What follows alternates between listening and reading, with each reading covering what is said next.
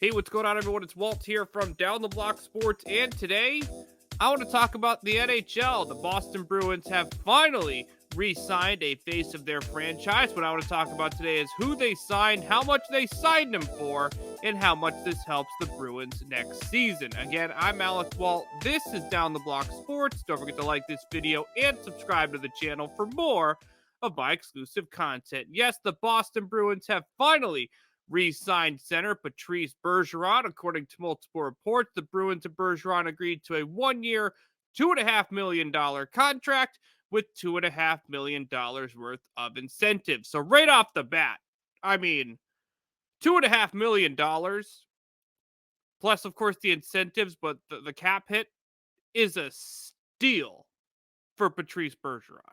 I mean, we all had a feeling the Bruins and Bergeron were going to come to some sort of team-friendly deal with incentives for next year due to the Bruins salary cap situation. And $2.5 million is certainly team-friendly because even though Bergeron is 37 years old, he's still one of the better centers in the National Hockey League. I mean, last year he had 65 points in 73 games. He's still crowned as the best defensive forward in the National Hockey League. I mean, realistically, if Patrice Bergeron was open to signing with other teams, which again, I don't know if he officially was or wasn't signing for $2.5 million with the Bruins a week through August, certainly tells me that he really only had interest in returning to one team. But even at 37 years old, if he was strictly a free agent, he could have easily received a deal with years on it and a hell of a lot more than $2.5 million. I mean, this is an absolutely unbelievable contract for the Boston Bruins. Now, when you look at the Bruins right now, Bergeron's role next year is going to be the role he's had on the Bruins for years, and that is to be the top line center on this team. Brad Marchand is, of course, injured to start the season as he's dealing with hip surgery. That means guys like Taylor Hall, Jake DeBrusk, David Pastrnak are going to be some of the pieces he starts with on the top line to start the season. When you look at the Boston Bruins for the rest of the year, their main questions when finalizing the roster for the 2022-23 season is what's going to happen with that second line role. You look at the Bruins right now. Of course, I mentioned a couple forwards. They're going to obviously lead that line. When Brad Marchand comes back, you expect Taylor Hall to potentially get demoted one line to that second line. Really, all we've been hearing is a potential return of David Krejci, who would definitely be that second line center if he resigns. Pavel Zacha was a player we acquired via trade for Eric Holla with the New Jersey Devils earlier in the offseason, which happened minutes, it seems like, before the official start of NHL free agency. He's someone who I believe the Bruins added to play left wing, but has the versatility to play center if we need him.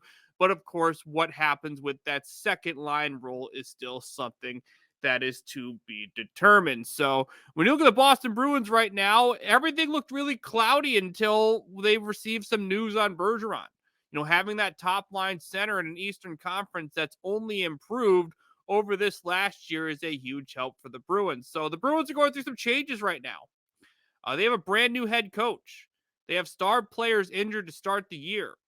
They have a contract of David Pastrnak, who after this year is going to be a free agent. I believe they have the ability to re-sign him, but that's still something that needs to be answered. But what helps answer a lot of those questions?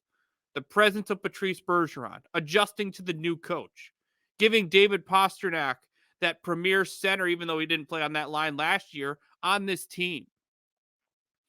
For the Bruins, they have a leader in the locker room, the captain of this team, the Stanley Cup winner, the best defensive forward in this league. And he's not playing for another team. He's coming back to the Bruins on a 1 year, $2.5 million plus $2.5 million worth of incentives. And Bergeron plays like Bergeron. Again, I don't have what the incentives officially are in front of me at this moment. There's a really damn good chance he gets those numbers playing a top line role for the Boston Bruins. This is a big day for the Bruins. I hated looking at those depth charts, seeing no Bergeron there at the top. You looked at a team being like, man, if he doesn't come back, are they going to make the playoffs in the East? Now, this is absolutely a playoff team, no question.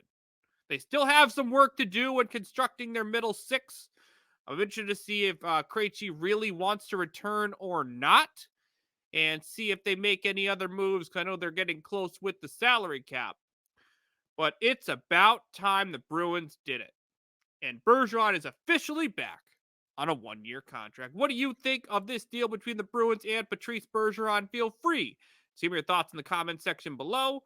Also, don't forget to like this video and subscribe to the channel for more of my exclusive content. Thank you, everyone, for tuning in, and we will see you very soon.